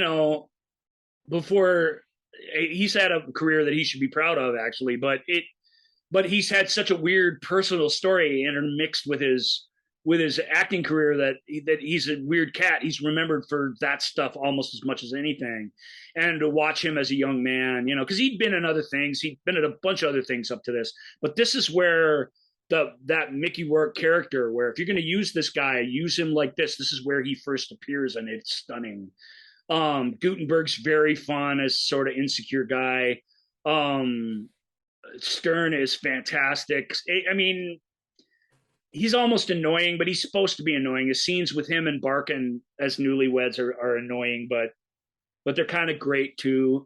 It's a really fun. They call it a coming of age movie. It's got a great tagline, like where they realized, life wasn't going to be what it had been to that point. Suddenly life was more than French fries, gravy, and girls.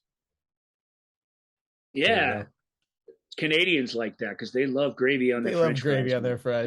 I assumed Maryland people do as well, or that wouldn't be in there. Or maybe it's just a late 50s thing. Either way, are they talking about gravy? Are they talking about gravy in the Italian sense, where any there's sauce a whole is called gravy? Pile of these baby boomers reliving their youth, and their adult awakenings. A film, very much an 82 film that actually came out in 81 was Porky's, which everybody loved and was a huge hit.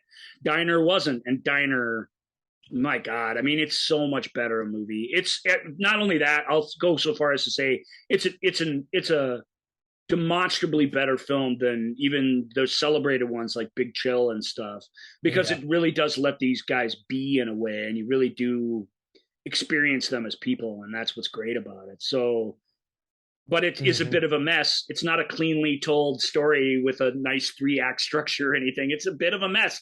They were brave enough to let the magic happen, and it happens, but it doesn't doesn't happen in a way that where you feel where the payoffs are and all that. It's just, that's not part of it. That's not part of the experience. So, but I like Diner. Turns out I like it more than I thought. I just pretty much talked it up, didn't I? I can't find anything bad to say about it. I think I just don't like baby boomers stroking each other very much, and I tend to resist that. You really have to do something different to get me to go, oh, okay, cool. I get that that's where we are. It's the boomers that are making films during 1982. They made the films that influenced us the most. We can't deny that. But when Eddie and the Cruisers and just all those films where it's just like, remember when, I'm just like, American Graffiti. I really like American Graffiti. So that's one that transcends it. It becomes more than just, what's the tagline for that? Where were you in 62? Yeah. So it really is, hey, boomers, let's travel back in time and relive a more innocent time. Hop on the whip. Yeah. I just thought during the cocaine and disco era, watching movies like that was cynical exercise. And you know what I mean? There's this great, and I promise I'll move on. There's a great Tubes song. And the Tubes are a bunch of baby boomers, but they get it. Yeah. There's this great Tube song that it's called "Don't Touch Me There," and it's what it sounds like is Leader of the Pack. So it has this travel back in time to a more innocent, era of storytelling, but it's trapped in the late 70s where all that innocence is gone and it is not coming back, and it juxtaposes those two ideas in this glorious way that just screams the hypocrisy of it all. And I adore that song for that reason, because I'm like, yes, start living up to it, start living up to what you are. Y'all about to vote for Reagan twice and make $1 jillion. Like, I don't really give a shit that you protested Vietnam at some point. Mm-hmm. Live it or die. And I'm still very uncompromising in that way. I'm still an angry Generation X kid, and I can't help it. As am I. And screw you, bummer. Yeah, and up yours, Brenda. Yep. So growing up, when my grandpa had a cabin, and we would go up there almost every weekend when we were growing up. And it was great. And one of the tradition things that we would do would be head into Dean's Supermarket in Osseo, which is where my dad worked, and we would go in there, and my brother and I would immediately head over to the comic book section, and we'd find a couple comic books, and one of the and to bring up to the cabin to read in case it rained. And one of the comics that was a must grab, and it was my dad's, it was the only comic book I ever saw my dad pick up and read, and that was Conan the Barbarian. And by Crom, he was excited when this movie when this was coming out as a movie. Yeah. Oh, did you see this as a 9-year-old, as an impressionable 9-year-old? I did. Well, I'll get to it when we get into June, because I saw this as part of a double feature. That's the double feature. But yeah, June '82. Holy Moses! Yeah. But here we are, still at the beginning of May. We've talked about Conan the Barbarian on the show. We talked about the power of Oliver Stone. We've talked about the power of John Milius. Interesting couple of guys, because Milius's films are accused of being very, very fascist, and Oliver obviously is known as sort of the hippie who went to war but basically stayed true to those ideals when it was very unpopular to. And so they're a weird mix, but what they're both attracted to is the storytelling of the author who wrote the Conan stories. I can't remember his name. They are Robert E. Howard. Yeah. So, and he'd been kicking around for a while, and so had these dark fantasies, and Conan's fantastic. The Basil Polidorus music, the sort of weird, uncompromising, greasy, muscular masculinity of the thing.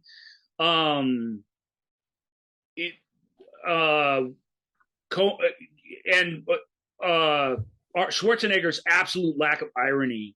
Everybody in this thing has a sort of whatever moment. They play a pretty straight James Earl Jones, Max von Sydow. They're not goofing around, but there's something about it that the thing is a put on, and what makes it work is the absolute 100% weird earnestness with which Schwarzenegger tackles this material. And that's why by the end of it, it matters. If it weren't for that, I'm not sure what we would have. And I still am compelled for that reason, and I do think, I can't remember the name of the character. The woman, the actor is great, and she looks like Valkyrie from the Conan comics, but she isn't. She's the other one, and I can't remember the name. She's Sandal Bergman is her name, is the actor's name, and it is, I want to say, Valeria. Why can't it? Where is it here? Yeah, here we go. Valeria. Yeah, so that's fine. She's very much Valkyrie, though. I don't mind, if you don't mind saying. It's not just the way she looks, but she very much looks not like Valeria. But she is all the traits of her even. But they used the Valeria name because why not? That's fine. That's the more common main squeeze for Conan. I'm getting off the rails a little bit, though. That tends to happen when we get into fantasy and sci-fi in the early 80s. I apologize for that. We all know what Conan is. I don't know. We talked about it before on the show.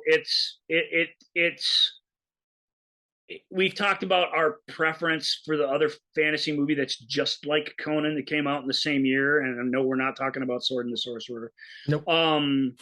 But that's not to deny what Conan is. Conan's the big widescreen, big budget, big studio. It's really not a Universal picture. It's a Dino De Laurentiis picture. So it has that vibe to it. But shot on location in Italy and Spain and parts of Europe that really still can look fairly medieval. Mm-hmm. And it's just got lots of cool excitement. It's got, for a film that's so self-serious, it's got plenty of humor, tons of violence, some really, really bad guys. I told you all my favorite when we were reliving what's the name of the surfer guy who plays his sidekick in it? He's hilarious in it. Not really acted in a whole bunch of things. He was sadly replaced in the sequel. Yeah, what is his name? Because of course they only have everybody in their old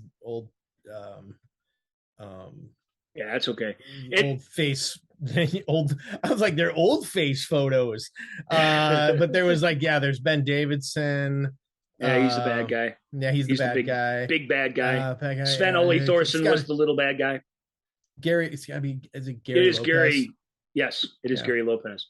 He's not an actor. He's he's famous for being a world-class surfer. Yes, he is, yeah. But both Stone and Milius were California kids. Milius certainly was, and was a big fan of Lopez. Milius wrote the surf stuff in Apocalypse Now. So he's super into surfing. And that's why Lopez is in this movie. And Lopez is cute in it. It's almost, you could argue, he's needed. He shows up at a point in the movie where we need somebody to goof around a little bit, because what we've seen, this origin story, is it's a little. Yeah, it's him and Mako that kind of get to do. And I think it's Mako that has the line when they're talking about the bad guys, and he's like, "Yeah, they came along and blah blah blah. At first, we thought, oh, it's just another snake cult." And I, I love that line. I love that line it just reminds you in a not expositional way that we're in a world where snake cults are a dime a dozen, and that's the world of the story. That's the age before the Bronze Age. That's the age we're in, the end of the Stone Age, more or less, beginning of the Bronze Age. And I love it. I love that line. I love the weird snake cult stuff. I love how they got to bring down the cult. I love how, without condemning it necessarily, all they do is witness it and be disgusted by it. Like, there's not a lot of chit chat in this film. It's pretty awesome. So it really is on the power of its visual storytelling, and it's got all these dozens of lines. Contemplate this on the tree of woe. That's such a great line. I still say that to people. I say that to Packers fans when they lose. Tree of woe. That said, back then I wouldn't have wanted to, and now I would want to even less watch this like alongside a woman that I had respect for. Sure. Yep. You know what I mean? Because it's this gross sort of made for little 12-year-old boys, rated R, like ickiness that's very much pervades it. And yet it is sort of what brings it its power as well. It's a comic book movie before comic book movies were for everybody necessarily. And that is cool. So, and Milius, Oliver Stone, De Laurentiis, these guys are preeminent filmmakers making this corny story, and it has real cinematic power because of that, even though there's nothing special necessarily about the way it's shot or any. It has that barrel forward sort of male competence to it. Yeah, if you were a fan of the comic books, you probably dug this film. I mean, I certainly did. My dad, my family certainly did. All right, next up we have a movie that we've talked about. We talked about in our last double feature episode. Was it or a couple double feature episodes ago? And that was Annie. Annie. I don't know that we need to talk too much about Annie. Yeah, musical. Another period musical. Yeah, John Huston directing this the year after he made his to me his finest film, and that of course was Escape to Victory. But Annie. I mean, it's Annie. It's fine. I will say, I mean, I didn't, in terms of an adaptation of a stage show, it's great, sort of over the top, sets and world building, and the songs are great. If you like Annie, you're gonna love the song. Annie's a really, really good musical, and here finally, is an event movie and a family movie, and you wouldn't call it an action movie, although there's plenty of big cinematic action in it, actually, surprisingly. Yep. For the girls, in the neighborhood, and they adored this film. They were living it. I couldn't hang out with the girls in my town without playing Annie. You know what I mean? You just had to roll with it because they were all obsessed with it. Yeah. And rightfully so, because the songs are fantastic. The show's always been good. The characters, like that rags to riches fantasy is never been told better, in my opinion, than here. Not in this movie specifically, but in that story of Annie, the musical, and the comic strip. And everybody giving it their all. I think it's really, really important that I can't remember the woman's name in it. We lost her recently too, and she's a fantastic actor. Anne Reinking? Anne Reinking and Albert Finney. Ryan King.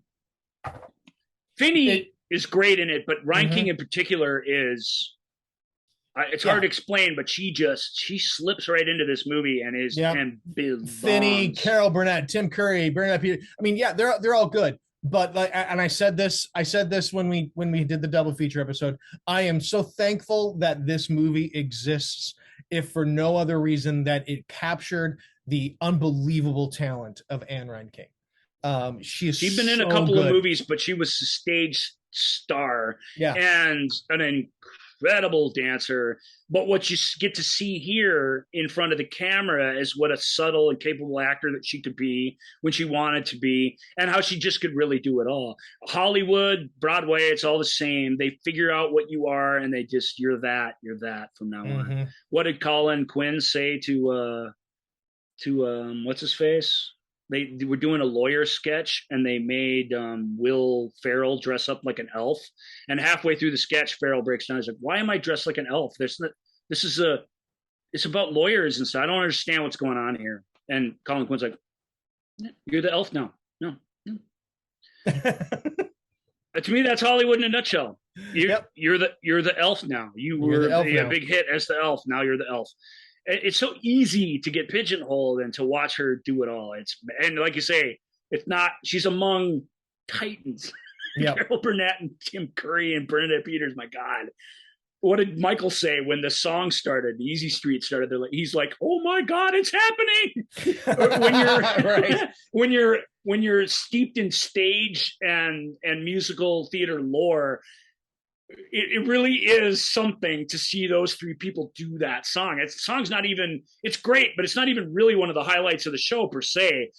But it's happening. That's the feeling you get when you're watching the thing. Is it Ed Herman plays Roosevelt in it? Yep, it's so good. It's so good. So this film, I don't know, it was a top 10 movie, 82, so I'm not sure why it was considered a disappointment. It was for ages. And disappointment in our modern vernacular quickly becomes flop, and then that sticks to you like glue. This is a big hit in the era. It was not critically acclaimed, but it was critically accepted as a pretty good movie. And that's right where it belongs. It is a really good movie. It isn't something to be cynical about when you go back and watch it. Some racial politics and stuff aside, which can get a little gooey in it without doubt. It's still really good. I dig it. I like it. All right, next up is and hats off to everyone who worked on it, because apparently Houston only showed up like half the time or something. Sure, that's another where I shouldn't be promoting the legend when we don't really know if that's true or not. But legend says they made this by guessing what he would have wanted when he wasn't there. I think it's funny. All right. Next up is a sequel to well, I'll be curious to say. I'm just going to say the title because I want to hear your thoughts. Mad Max 2: The Road Warrior. Well, The Road Warrior is maybe the greatest action movie ever made. It's certainly got the greatest stunt-based action chase in all of film ever, and even to this day, because nothing like what happens in the last 20 minutes of Road Warrior would even be attempted today. They made another Road Warrior movie who's a modern one whose action is as impressive, if not more impressive, but it's not the same because it wasn't really done in the same you're there hanging off the side of the car way that they made these films. Mad Max was a stunning sort of revenge tale. I guess only the last few minutes are a revenge tale, but it's a stunning sort of civilization hanging on by its fingernails. Punk aesthetic. It was the first widescreen movie made in Australia, and the sequel was just gonzo, homoerotic, like leather loincloth, sort of angry punk rock, cynical action. It's full of great humor. Gibson plays the same guy from Mad Max, but he's wearing kind of the same thing, but he's driving the same car, but he's not really recognizable. This is a dude who's completely lost his humanity. And even by the film's end has only regained a sliver of it. He's a survivor in the wasteland because of his lack of humanity. Sorry. And that's what I love about it. That's what we loved about it as kids. We just kind of, you watched it and you couldn't believe what you were seeing. Every scene had some weird decapitation or some strange bit of horror, or some weird piece of humor. Not to mention the scale of it is incredible. The way George Miller pulls the widescreen camera all the way back so that the action is happening with these tiny stick figures while our heroes sort of look on. There's no better post-apocalyptic movie. We will do a Mad Max deep dive someday. That will be the full 3, if not 4 episodes. We will have some special guests along for the ride on that, no doubt, or they'll come to our homes and strangle us for not including them. But this is the one. This is the one. If there were only can watch one, this is it. This is the one where it all happens, and I don't know what else to say about it. It's extraordinary action. It's really bleak and awful. It's really grisly and exploitative and nasty. So it's not for everybody, but I love it nonetheless. It's quotable, every line from it. Yeah. You know what I mean? The comic relief, the dog sidekick. I mean, everything about it you love. Even the mechanic sidekick who only repeats what the mechanic says. Arky, the cute blonde girl in it, and Virginia, the badass warrior woman, and Richard Preston quoting the 70s Prime Minister of Australia to motivate people is hilarious. Vernon Wells, jumping from moving vehicle to moving vehicle is unbelievable. The little kid the feral kid who can't speak and is dynamite and exciting to watch everything on the screen. The toady whose sole job is to be hype man for the warrior of the universe. The main bad guy who literally moves around like a giant He-Man figure when he talks. The humongous. Yeah. It is just got a giant pile of awesome stuff. And this is one where I don't know why I don't feel the same way about Conan. A lot of people do. They have a similar aesthetic, but this is the one where even to this day, say what you want about it, but it's my brother and I love it, and I'm sticking with it. So, all right, let's finish out May and finish out this episode with Carl Reiner's Dead Men Don't Wear Plaid, starring Steve Martin, Rachel Ward, and a whole bunch of classic film noir people kind of cut and interspersed in. Well, it's Carl Reiner. You forget that Carl Reiner and Mel Brooks were making movies alongside each other, and they would kind of share the same kind of goofiness. They're from that same part of history, basically. They started out as comedy writers when basically back in the days when TV was like vaudeville, and if you didn't keep people laughing every 2 seconds, you were just booed off the stage and into a whole nother career. Yeah. And they just don't breathe much between jokes. And even though I appreciate both guys, I've never been able to fully embrace that style of thing. I just haven't been able to do it. I'm not sure why. Yeah. It is very much from a different era, even though it's hilarious. It's like today, the equivalent would be, like a Family Guy episode. Like I don't like Family Guy. I don't dislike it, but I don't love it. But it's got so many jokes in it that you laugh at. Even if you just laugh at a third of them, you're pretty much laughing the whole time. Yeah. You know what I mean? So that's what Dead Men Can't Wear Play at. It's similar Carl Reiner projects, similar like Mel Brooks movies. Mel Brooks, a little bit, as he got more sophisticated storyteller, a little bit better at making fun of the form of something. So Frankenstein's very much a parody, or Blazing Saddles is maybe the best example, kind of the perfect parody of what an old school Western would be, with all this extra stuff layered on it. And that to me is more interesting. So as a result, I would say that Dead Man Can't Wear Plaid, because it's a parody of a noir film with Steve Martin still at his zaniest joke a second persona, this era of the jerk, and there's a string of them, of which this is very much a part of that string of films. He's not yet shown us, at least on a regular basis, that he's going to balance dramatic work with comic work or anything. He's a flat out clown in these films.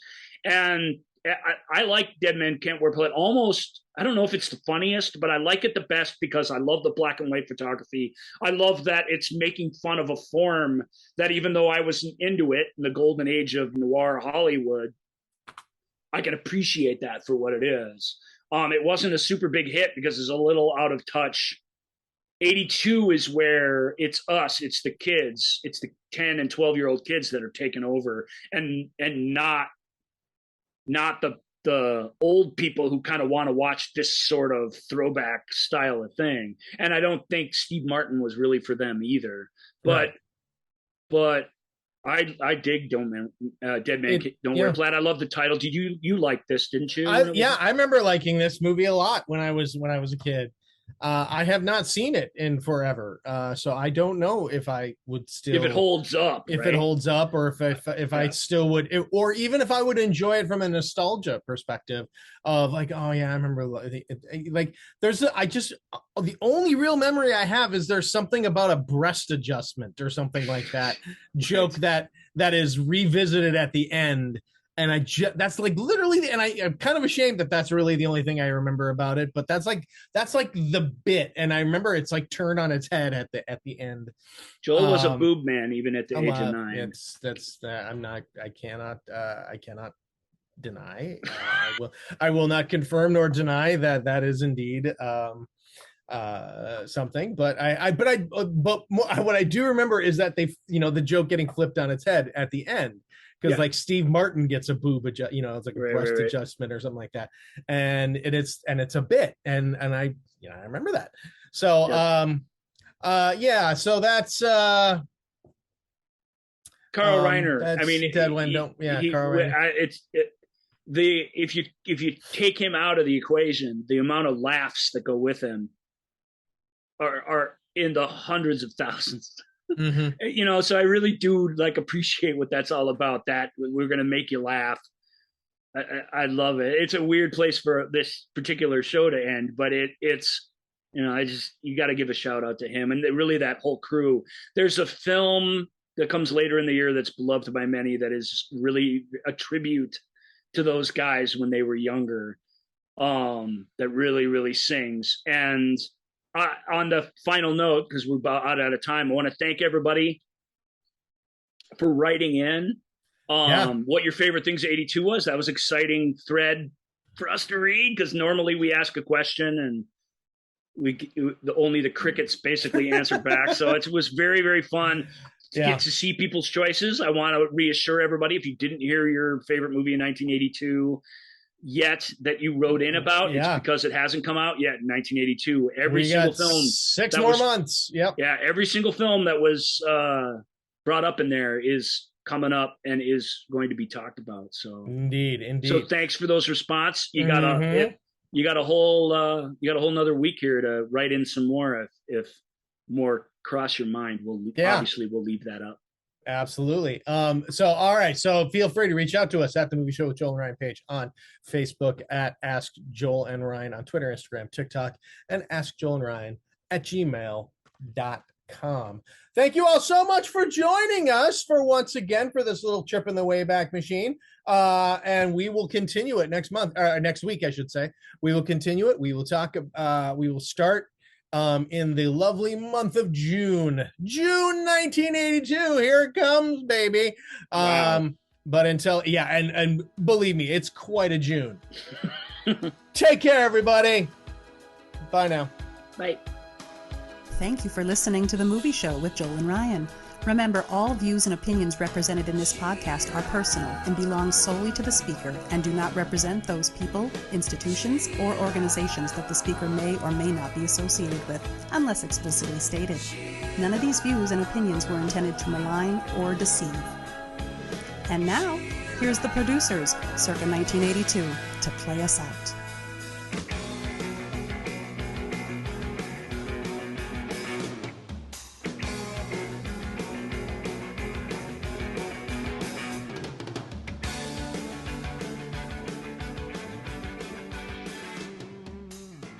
Well, you don't really need to. I just got cleared from COVID. Yeah, COVID.